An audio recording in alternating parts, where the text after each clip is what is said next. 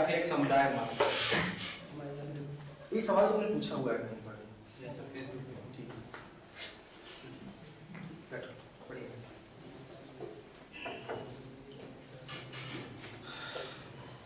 देखो, कुछ बातें ऐसी होती हैं जो बहुत सरल होती हैं दुनिया में। अगर ध्यान से सुनोगे तो वही समझोगे, ये सब करोगे तो इसके लिए तो बहुत मौके हैं। चले जाओ बाहर, यही कर लो, जाओ ये कर लो, जब जी उतार जाए तो आ जाए।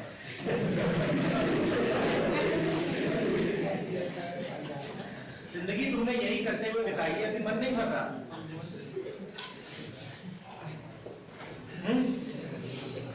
एक मौका मिला है थोड़ी देर के लिए,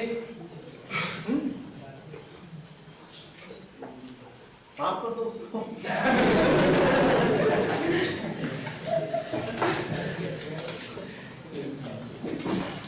हम कह रहे थे कि बहुत कुछ ऐसा है जो मूलतः बहुत सरल है, सीधा है, लेकिन उसके चारों ओर इतनी नॉइस भर दी गई है, इस शब्द के चारों तरफ इतना प्रदूषण कर दिया गया है कि बात बड़ी गड़बड़ हो जाती है, बहुत गड़बड़ हो जाती है। जैसे प्रेम, बहुत साधारण सी घटना है, लेकिन उसके चारों तरफ नॉइज का बहुत बड़ा वातावरण है, बहुत बड़ा, बहुत ही बड़ा। अब जैसे ही प्रेम का नाम आएगा तो आपके दिमाग में हजार तरह की छवियां उभरती हैं, जबकि उन छवियों से मेरा कोई संबंध नहीं है। जब मैं उच्चारित कर रहा हूं प्रेम, मैंने सिर्फ इतना ही बोला है, पर आपके दिमाग में प्रेम या धर्म सुनते ही हजार तरह की छवियां आती हैं। ठीक, मैंने प्रेम कहा तो अगर आप लड़के हैं तो आपको समझ ही गए। मैंने धर्म कहा तो अगर आप हिंदू हैं तो घंटा बजेगा जोर से, टन। अब मैंने कहा धर्म और आपने सुना घंटा, टन। अरे मैंने नहीं बजाया घंटा भाई। अगर आप मुसलमान हैं तो आपको अजान सुनाई दी, आप उठ गए, धर्म बोला, उठ जाओ भाई, अजान वक्त हो गया। मैंने कहा तो नहीं। और जो धर्म शब्द है उसमें ये सब कुछ निहित भी नहीं है कि धर्म बोला जाए तो उससे आपको कोई प्रतिमा दिखाई दे या कोई शब्द सुनाई दे, जीसस, नहीं तो मदर मैरी, नहीं तो अल्लाह, नहीं तो लक्ष्मी गणेश, कोई अर्थ नहीं, लेकिन ये सब कुछ सुनाई देने लग जाता है, बड़ी दिक्कत हो जाती है। मैं भी आपसे कुछ शब्द बोलूंगा और आप देखिएगा कि आपके मन में कितनी छवियां उभरती हैं। पेरेंट्स, पेरेंट्स, जितने लोग यहां बैठे हैं उतनी अलग अलग छवियां, इनफैक्ट मल्टीप्लाइड बाय 2,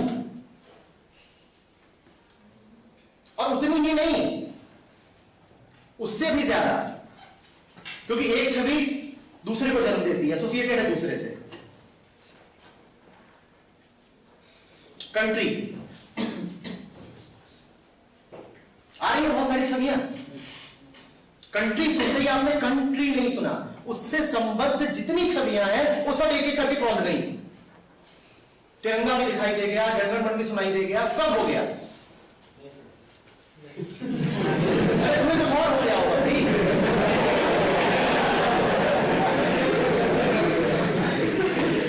मैं कहां दावा कर रहा हूं कि किसके किसके मन में क्या क्या चल रहा है, मुझे सब पता है, और अगर पता चल गया मुझे तो मैं बोल नहीं पाऊंगा। अगर मैं अभी जान जाऊं कि तुम सबके मन में क्या चल रहा है तो मुझे उधर कहीं जाके भागना पड़ेगा, छुपना पड़ेगा।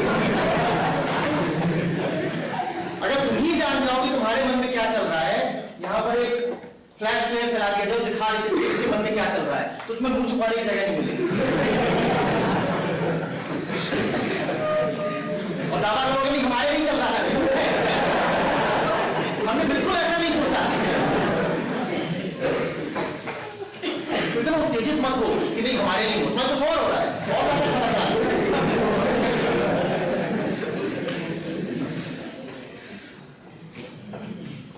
छवियां कौंधती हैं और ये पक्का है कि कौंधती हैं। अगर सुबह फोन पे किसी वजह से माँ बाप से लड़के आए तो ऐसे ही कहा जाएगा पेरेंट, तो तुरंत एक लहर कौंध पड़ेगी और वो डिस्टर्बेंस की होगी। और वही अगले दिन अगर सुबह सुबह कुछ मीठी बातें करके आए हो तो लहर दूसरे प्रकार की होगी। हर शब्द अपने आसपास इतनी सारी नॉइस समेटे हुए, और कुछ शब्द इस मामले में बहुत ज्यादा दुर्भाग्यशाली है।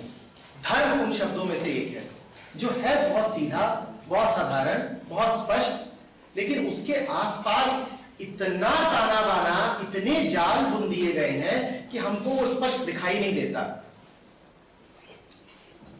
धर्म बोलते ही पता नहीं कि कितना कुछ है जो मन में आ जाता है। Sir, mine is as a Google browser कि A लिखा तो रिलेटेड सारे करीब ठीक ऐसा ही है।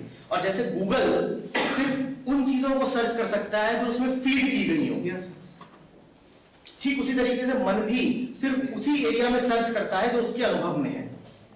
करीब ऐसा ही, ठीक। पर गूगल ब्राउजर फिर भी बहुत एफिशिएंट है। yes, वो उतना ही सर्च करेगा जितना उसको कहा गया है। सर अगर जो भी सर्च करते हो जो कहा ही नहीं गया। अब बताता हूं कैसे, समझो। कोई उदाहरण ले लो, मौसम, ठीक, शुरू करते हैं। मौसम,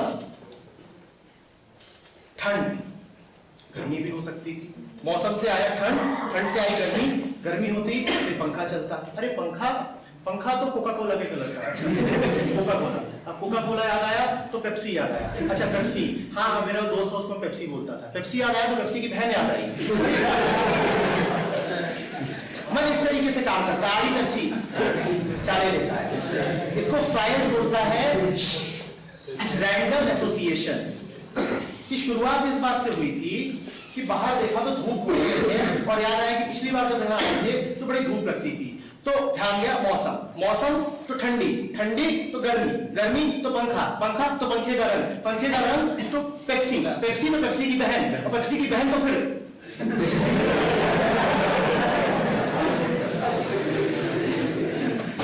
अब कर लो जो कर सकते हैं।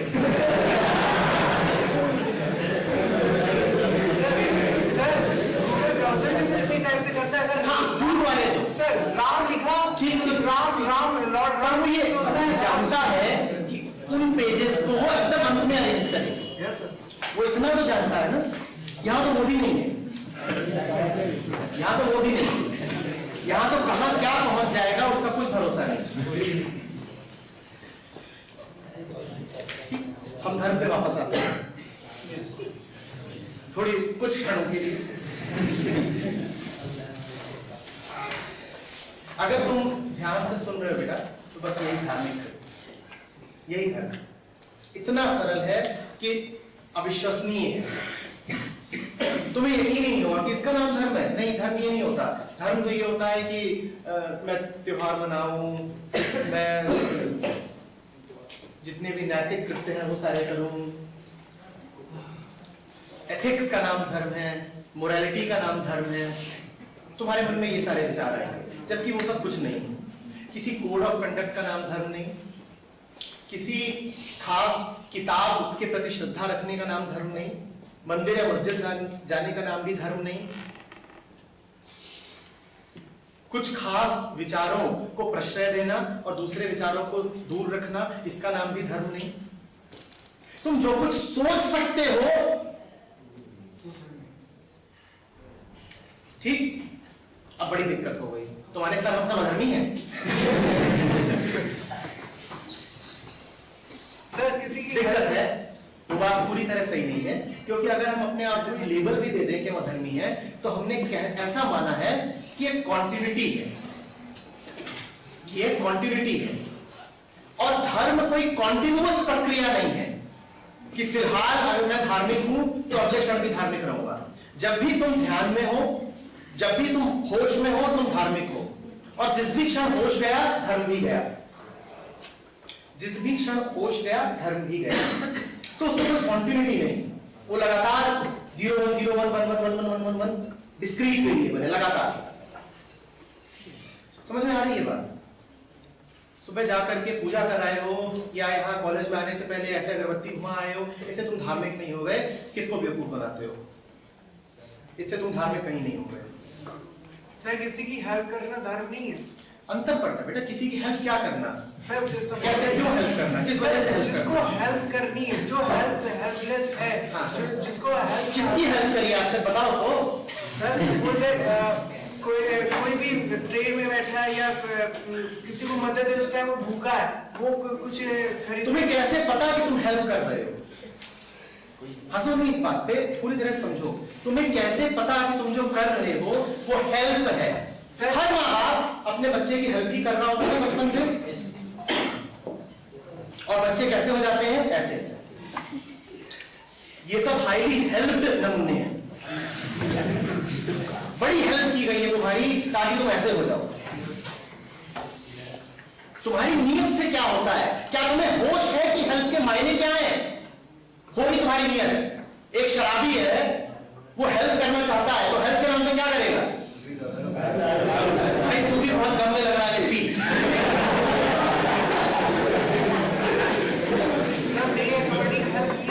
तुम्हारे अकॉर्डिंग नहीं बेटे, हेल्प तुम्हारा ओपिनियन नहीं है कि मेरे अकॉर्डिंग।